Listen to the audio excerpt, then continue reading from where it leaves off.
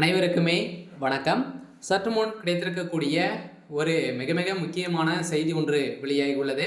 சற்று முன் செந்தில் பாலாஜி தம்பி அசோக்குமார் சிறையில் அடைப்பு, இது மாதிரி செய்திகள் வெளியாயிருக்கு. இப்போ சமீப காலத்திலே திமுக பார்த்தீங்கன்னா ஒரு மிகப்பெரிய பிரச்சனையாக, வரலாற்றிலே முதல் முறையாக பார்த்தீங்கன்னா ஒரு மிகப்பெரிய பிரச்சனை போயிட்டு இருக்கு இல்லையா?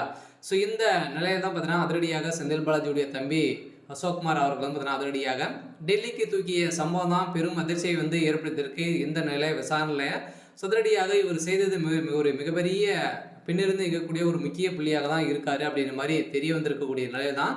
ஸோ டெல்லி சிறையிலையும் பார்த்தீங்கன்னா இப்போ அசோக்குமார் அவர்கள் கைது செய்யப்பட்டிருக்காங்க. ஸோ அடுத்ததும் பார்த்தீங்கன்னா செந்தில் பாலாஜி அவர்கள் இப்போ ஜாமீனில் தான் இருக்காரு. இருந்தாலுமே இது செய்தது இவர் தான் அப்படின்ற மாதிரி கன்ஃபார்ம் ஆகலை. ஸோ இந்த நிலையில் கட்டாயமாக இந்த டாஸ்மார்க்குடைய நிறுவனத்தில் நடந்த ரைட்டின் அடிப்படையில் செந்தில் பாலாஜியுடைய தம்பிக்கு பங்கு வச்சு அவருக்கு தான் இருக்குது. சொல்ல பார்த்தீங்கன்னா இந்த 1000 கோடி மெகா ஊழல் நடந்திருக்கு இல்லையா?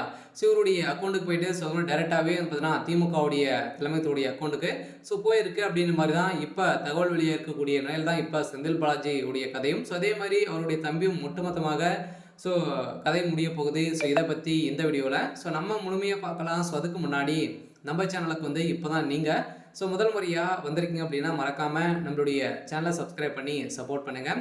ஸோ வாங்க வீடியோக்குள்ளே போகலாம். ஸோ பார்த்தீங்கன்னா இப்போ செந்தில் பாலாஜியுடைய தம்பி அசோக்குமார் அவர்கள் சிறையில் அடைக்கப்பட்டதாக ஒரு தகவல் வெளியாக இருக்கு இல்லையா? இப்போ டாஸ்மார்க்குடைய நிறுவனத்தில் தொடர்ந்து 3 நாட்களாகவே நடந்த ரைடின் அடிப்படையில் செந்தில் பாலாஜியும் அதே மாதிரி எம்பி ஜெகத் ரக்ஷன் அவர்களும் சிக்கியிருந்தாங்க. ஸோ இவருடைய சம்மந்தப்பட்ட 10க்கும் மேற்பட்ட இடங்களில் ரைடுகள் நடந்தது. இந்த ரைடின் அடிப்படையில் சிக்கி ஆதாரத்தின் அடிப்படையில் இதில் மெகா ஊழல் 1000 கோடி கட்டாயமாக நடந்திருக்கு அப்படின்ற மாதிரி தான் அமலாக்கத்துறை கட்டாயம் எவிடன்ஸும் கொடுத்துட்டாங்க.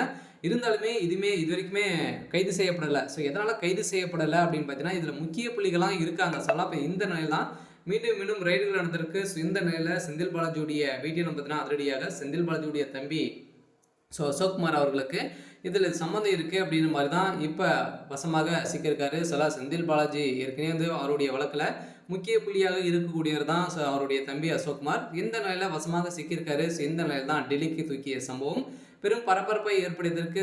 செந்தில் பாலாஜியுடைய கதையும் அதே மாதிரி அவருடைய தம்பி ஒட்டுமொத்த கதையும் முடியக்கூடிய அளவிற்கு சம்பவம் மேலே சம்பவம் நடந்திருக்கு. திமுகவுடைய தலைமையகத்துக்கு மீண்டும் முதல்வர் ஸ்டாலின் அவர்களுக்கு ஒரு மிகப்பெரிய ஒரு கேள்விக்குறியாக மாறி இருக்கு. திமுகவில் கூண்டோடு சிறைக்கு செல்லும் அமைச்சர்கள்லாம் பார்த்தீங்கன்னா நிறைய அமைச்சர்கள்லாம் லிஸ்டாக இருக்கு. அடுத்ததாக செந்தில் பாலாஜி செல்ல போகிறாரு. அதே மாதிரி சேகர் பாபு, ஜெகத் ரக்ஷன் அனைவருமே பார்த்தீங்கன்னா ஒரு முக்கிய புள்ளிகளெல்லாம் திமுகவில் செல்ல போகிறாங்க. செந்தில் பாலாஜியுடைய வழக்க பொறுத்தளவுக்கு இந்த டாஸ்மார்க் நிறுவனத்தில் வழக்க பொறுத்தளவுக்கு முக்கிய புள்ளிகளாம் வசமாக சிக்கியிருக்காங்க. சரி, ஓகே. ஸோ எனக்கான அப்டேட் இதுதான். ஸோ மறக்காமல் நம்மளுடைய சேனலை சப்ஸ்கிரைப் பண்ணி சப்போர்ட் பண்ணுங்கள். தேங்க்யூ.